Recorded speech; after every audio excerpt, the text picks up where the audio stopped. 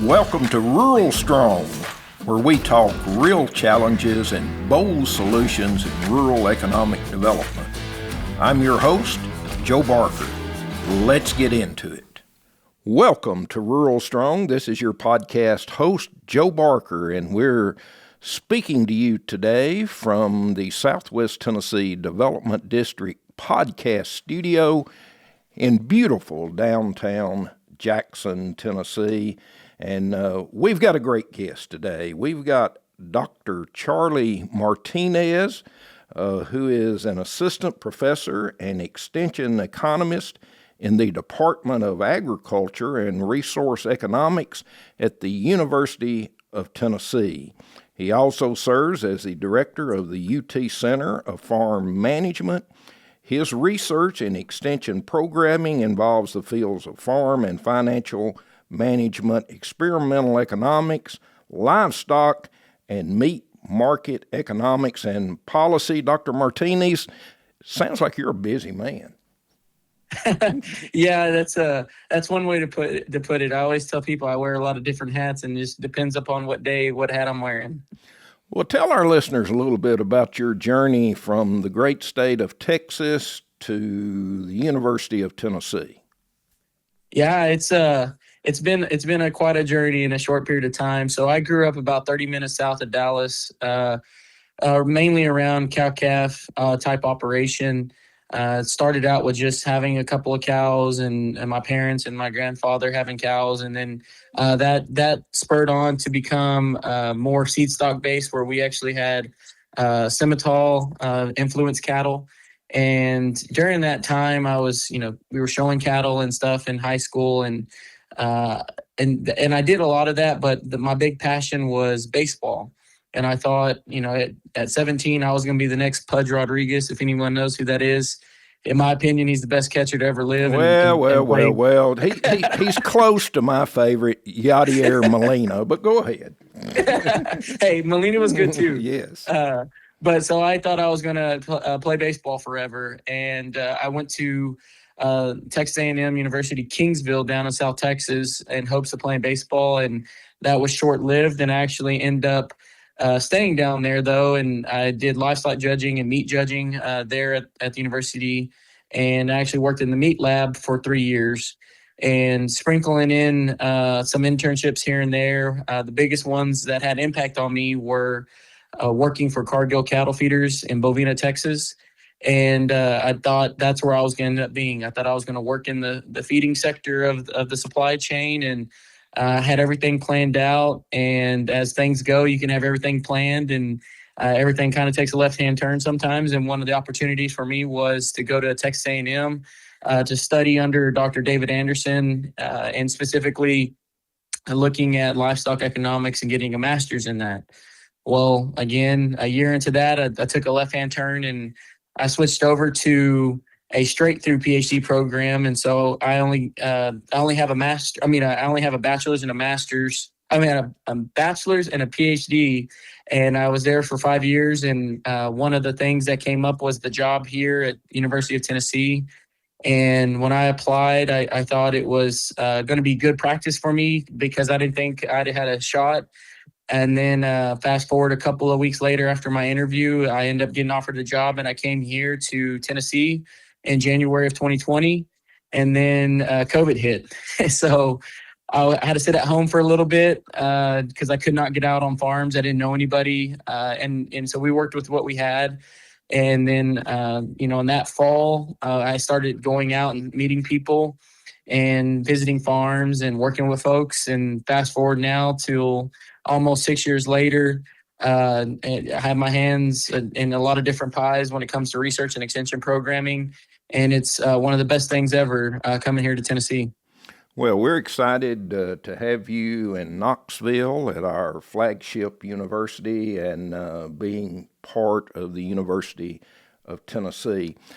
Let's get started by talking about not only we have listeners from across the nation, and talk a little bit about the importance, number one, in Tennessee to our economy of agriculture, but to the nation as a whole. How important is agriculture?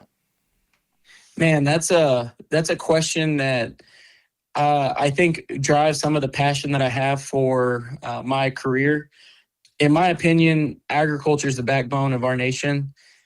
Food supply and food security are always going to be things that are talked about. And of course, within each segment of agriculture, whether it's food or forestry or row cropping, however detailed you want to get or disaggregate someone wants to get, each one has their own different functions and impacts on local economy. But if you aggregate all that up to the national side of things, it is to me the most important industry within our U.S. economy. And I think right now, currently, we see that playing out with food prices being talked about quite frequently here in the last couple of weeks. And then if you tie that back to the state of Tennessee, I always talk about Tennessee as a jack of all trades, master of none type economy when it comes to the farm economy, because it depends where you are in the state. If you think about the three grand regions of Tennessee, East Tennessee, you're going to have some row crops sprinkled around, but you're going to have a lot of livestock, specialty crops, smaller producers. And then as you work your way to Middle Tennessee, you're going to have a little bit larger type of operation. You're going to have a little bit more influence of row crops. You're going to have still your livestock sector. And then as you get to West Tennessee, that's where you see the dominance of row crops and cash crops out that way. And underlining that is going to be some of the topography and the reasoning behind that. And so as we talk about the economy in different segments across Tennessee, depending upon where you are, the impact of a certain segment of the ag economy impacts you. So if you're in the dairy side of things, East Tennessee has a little bit more influence in those local economies with regard to dairy industry.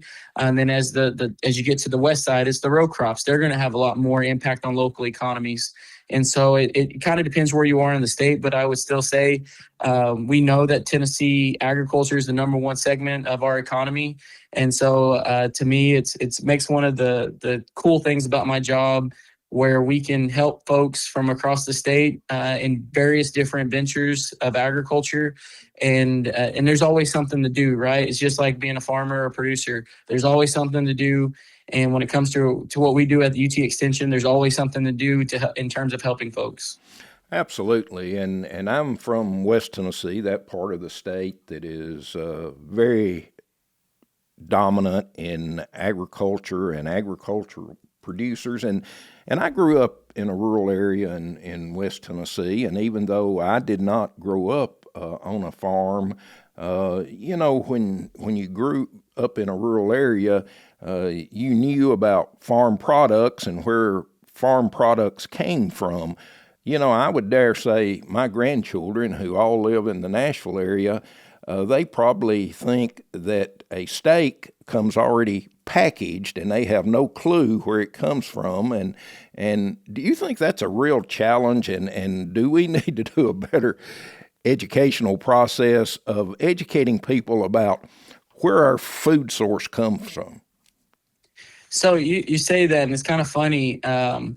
I don't, maybe I'm old enough to be one of your grandkids, or I'm not sure, but when I was growing up, I actually participated in the Texas Beef Leaders of Tomorrow, which was a beef checkoff program where we would go educate in the more urban areas about where beef comes from and what are all the parts of a beef animal and what did they contribute to society in terms of goods like lipstick and leather for footballs and things of that nature. And I thought at that time, when I was 16, 17, 18 years old, I thought, it wasn't that much of a problem. And you only know what you know when you're so young, even though you think you know it all. But as I got older and I started experiencing more and going out to different states and meeting different folks from different areas around the country, I do think that there is a missing link that is growing and getting bigger, where folks really truly don't know where their food comes from.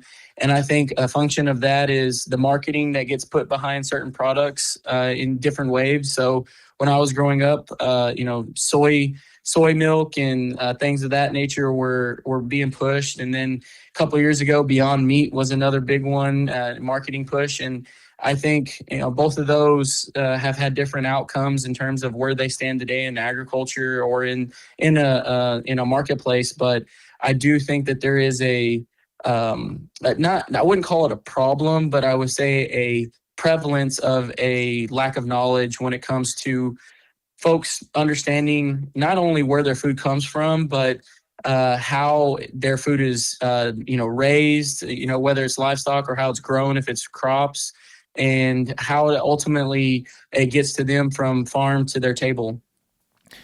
I've got a question for you. It just came up when you mentioned marketing, and this may sound like an unusual question, but I've always wondered when I watch TV and I see commercials and they talk about our favorite burgers and they talk about Angus beef. Is Angus beef better? So that's the ultimate marketing campaign, right? Certified Angus beef. That's right. I mean, some folks, I would put money on it that there are some folks that think Angus is what beef is and beef is Angus, and it's like, well, no, it's not. But also, when we think about certified Angus beef, they're like, well, it's 100% Angus. Well, no, it's not, more than likely. So yes, I think marketing it drives a lot of consumer preferences from an economic standpoint, a consumer standpoint, and I think it's one of those deals that it even within agriculture, I think some people would be tricked in terms of thinking, well, if I see certified Angus beef, it's all Angus, and it's like, well, no, it could be something else that's might have 10% Angus, but it had exhibited the characteristics of what the program was looking for. Well, I apologize for getting off track, but when I was growing up, I never heard the word Angus beef and certified Angus beef, and now, as you say, it is a great marketing tool. All right, let's get into a subject that I think not only in the state of Tennessee, but the country as a whole, is something that everyone is interested in, trying to put their arms around, and that's the loss of farmland. Farmland or land in general, that's something, whatever land we've got, they're not making any more of it. And how serious is the loss of farmland in this country? So I think when you say farmland loss, and we can even throw forestry into there, I think it's a problem that kind of what I was talking about earlier with Tennessee ag economy, and it depends upon where you are in the state, its impact. I think the farmland loss and ag or forestry loss, depending upon where you are in the country, it's been having a tremendous impact on agriculture. If you've been reading lately, different popular press articles for the last couple of years, when COVID hit, that caused a shakeup in where people were living. People were moving from other states and coming to like Tennessee, for instance, where now we have folks that moved in from not only surrounding states, but even as far out west as California, Washington, those types of states, and coming over here because they were able to work remotely. They were able to find jobs here that allowed them to come here and live the life that they want to live in terms of having some rural, influence, but still being close to big cities like Nashville or Knoxville. And so it's a problem that is prevalent depending upon where you are. And when we think about Tennessee, it's becoming a problem that I would say it's becoming a prevalent issue that is causing havoc for a lot of ag producers. And where we live in West Tennessee, we are in close proximity to Blue Oval City, the huge Ford Motor Company production plant that's supposed to be in operation in the next couple of years. And when you have an announcement like that, and it's projected to bring in several thousand jobs, well, you need housing, and so talk a little bit about this housing versus farmland, and is there a balance there somewhere?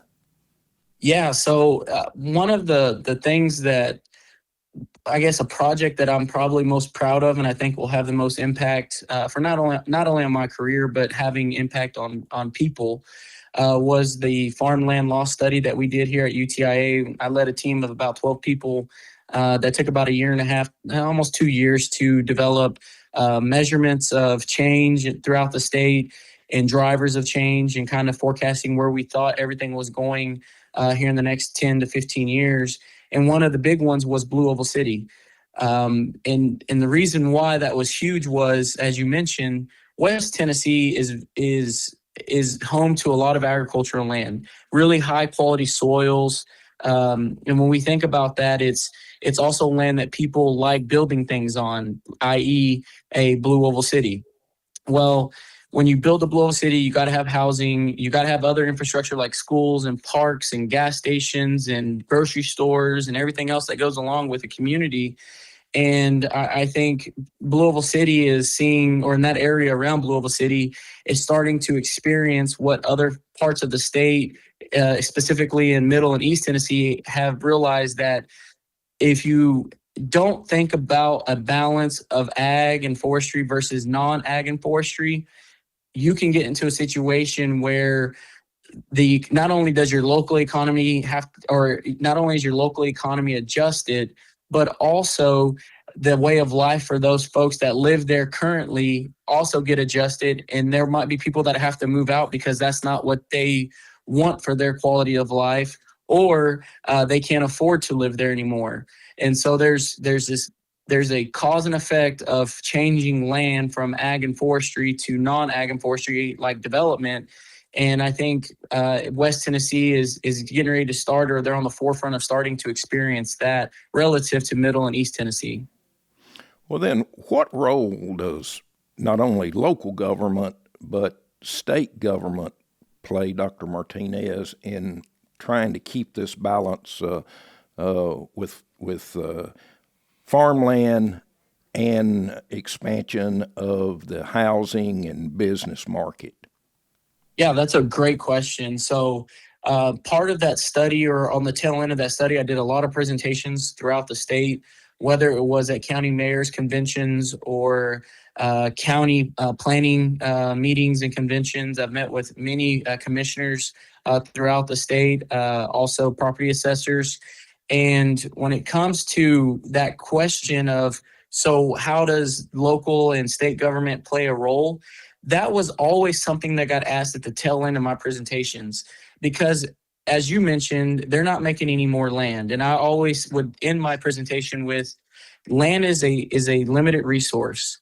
And to your point, they're not making any more of it. And if we don't carefully think about the resource that we have, then we go down a path where the change of that resource is something that you can't reverse. And whenever this question of, well, how does local and state, interact with this type of resource? I think it always depends upon your local leaders and your decision makers, and how do they view agriculture and forestry within the profile of the economy in their county or their town or their area that they're making decisions on or decisions for. And I think when you get to the state, I think the state has recognized that there needs to be some type of help, which has led to the Farmland Preservation Act. But at the county and local levels, I think there's that conversation starting to happen. Some might unfortunately, the boat has already left and is already sailed. And depending upon where you are, specifically in West Tennessee, I think there's a chance for those local folks to have an impact and have a voice for the ag and forestry community when it comes to, hey, we understand that there's a balance, but let's be thoughtful about how we convert within an area. And what I mean by that is highly productive soil versus not productive soil. Those are not two lands or types of lands that are equal. If you have a high value, highly productive soil, you might want to, protect that and preserve that with some planting of some sort, versus land that might have only a couple inches of topsoil. You got a lot of rock underneath. Well, it's like, well, we can use that to do something else, right? build houses or build whatever we need for development that can also end up helping the local economy. And so I think that conversation is starting, specifically in the last year and a half. I've heard a lot more of that. And we've been asked to provide um, maps or soil type maps to folks in certain counties that are like, hey, we would like to know what is our county, where's our best land, where's our not so productive land, so that we can think about that. So I think it is happening. I think it depends upon where you are and how the current decision makers in a given county deem their local economy, and if agriculture needs to stay as number one. Well, and you've probably described it, but I hear this term prime farmland. And how much of the farmland in Tennessee would you estimate would be classified as prime farmland?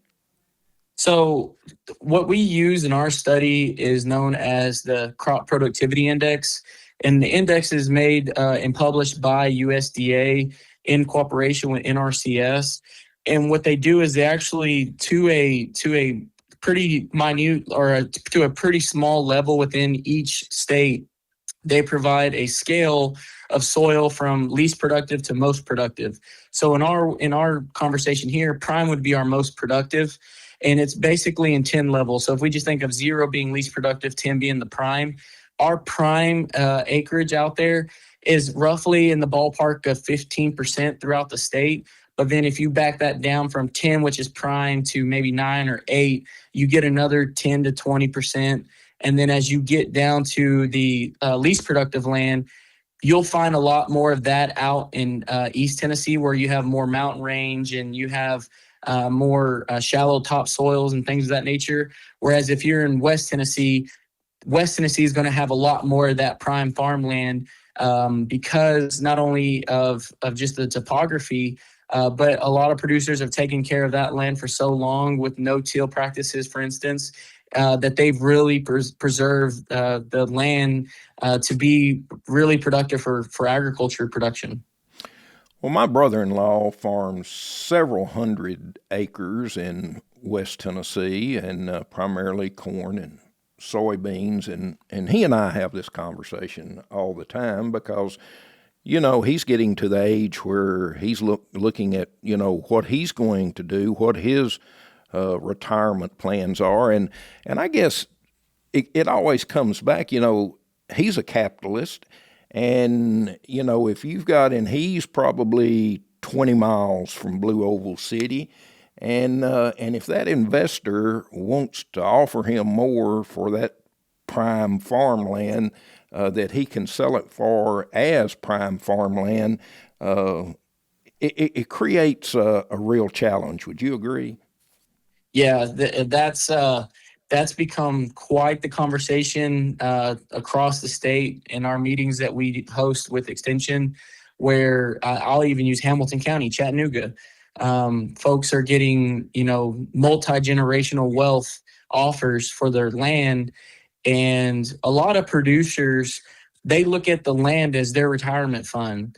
What I mean by that is they are producers and they're farmers, and they are going through every year taking their lumps or taking the good times.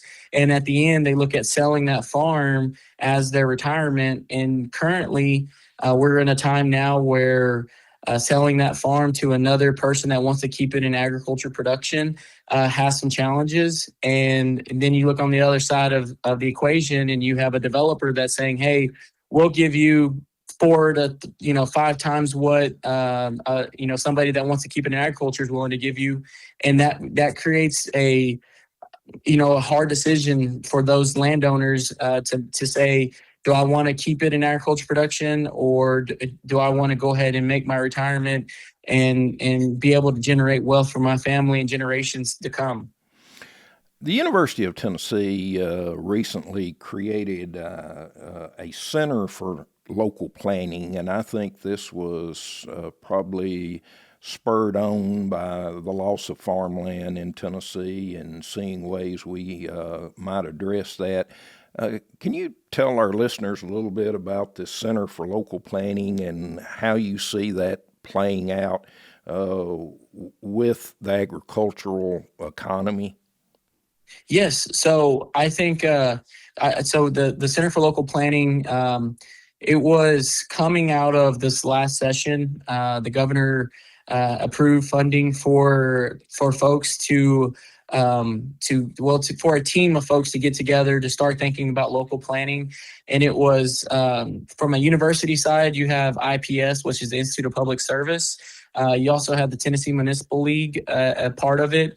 And then you had different facets of extension, UT Extension, like Center for Profitable Ag, and then also different other local stakeholders that were part of it.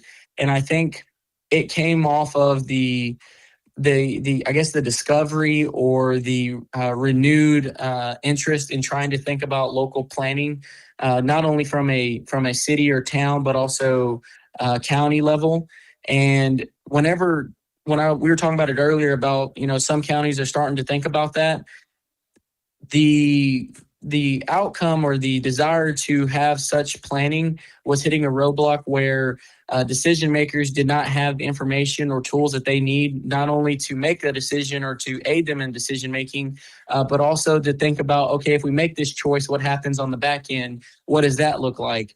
And so the Center for Local Planning was put together in order to help local communities and local decision makers think about what they want to do in terms of what are the objectives of the county? What do they want the county to look like in 15, 20 years from now?